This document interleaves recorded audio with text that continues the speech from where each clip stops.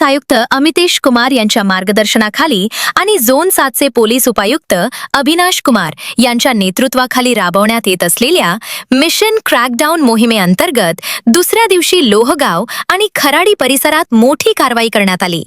या दोन कारवायांमध्ये मिळून 7,91,418 रुपये किमतीचा मुद्देमाल जप्त करण्यात आला।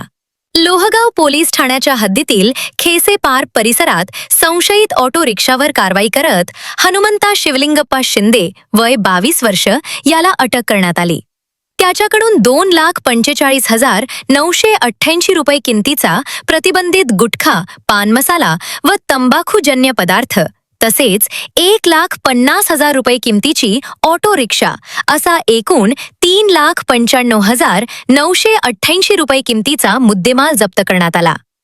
दुसऱ्या कारवाईत झोन 7 विशेष पथकाने खराडी येथील सेन्सार आयटी टॉवर परिसरातील मटका अड्ड्यावर छापा टाकून 4 मटका रायटर आणि 7 ग्राहक अशा एकूण 11 जणांना ताब्यात घेतले। या प्रकरणात अवैध मटका व्यवसायाचा मुख्य चालक व संचालक बापू भगवान टेकाळे यालाही आरोपी करण्यात आले।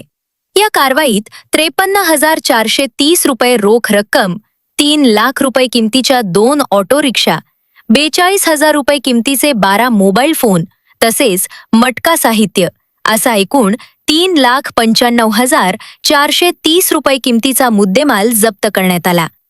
पोलिसांनी स्पष्ट केले की मिशन क्रॅकडाऊन अंतर्गत केवळ अवैध धंदे चालवणाऱ्यांवर नव्हे तर त्यामागील सूत्रधार, आयोजक आणि आर्थिक लाभार्थींवरही कठोर कायदेशीर कारवाई केली जात आहे। नागरिकांनी गुटखा, जुगार, अंमली पदार्थ, अवैध शस्त्र किंवा इतर बेकायदेशीर धंद्यांची माहिती झोन 7 पोलिसांना देऊन सहकार्य करावे असे आवाहन पोलीस उपायुक्त अभिनाश कुमार यांनी केले।